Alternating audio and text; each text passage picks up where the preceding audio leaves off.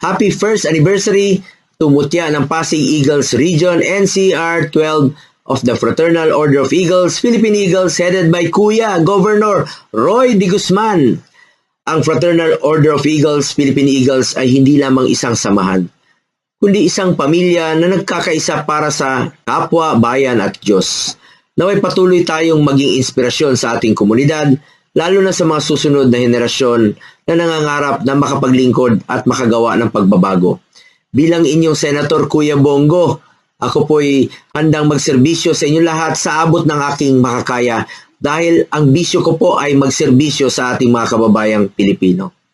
Mabuhay ang Fraternal Order of Eagles! Maraming salamat po mga kuya at ate.